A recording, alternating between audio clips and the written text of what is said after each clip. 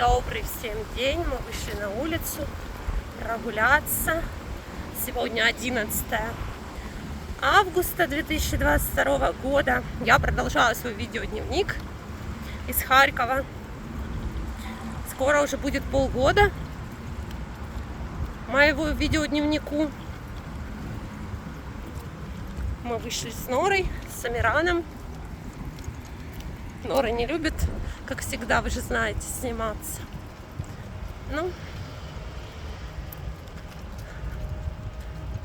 сегодня ночью было громко. Что, где, не знаю. Можете посмотреть по сводке новостей. Я не новости. Но было очень громко. Над домом опять свистели ракеты.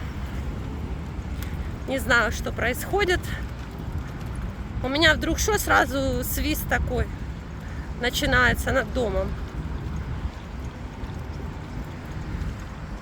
Только сказала, что прошлая ночь прошла спокойно, так это не очень. У нас по набережной все убирается. Кто спрашивал, все баки с мусором убираются, урны. Все чистится, подметается. Мусора вообще нигде не видно.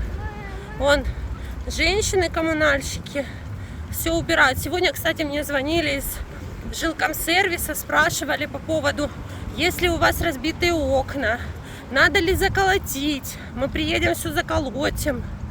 Ну, вот так вот. Хотя бы идет такая забота о горожанах, и это приятно. Ты на эту хочешь площадку, Амиранчик? Она такая стрёмная, нельзя на нее идти. Нет, там железные, нет, как хорошая детская площадка, просто там такие железные прутья, он кроссовками цепляется и может упасть. Поэтому мы на другую пойдем площадку. Амиран, мы сейчас во дворе, мы едем к бабушке, а во дворе сейчас у бабушки погуляем. Да. Ну что, мы сейчас на другую площадку пойдем, на безопасную. Здесь площадка возле дороги.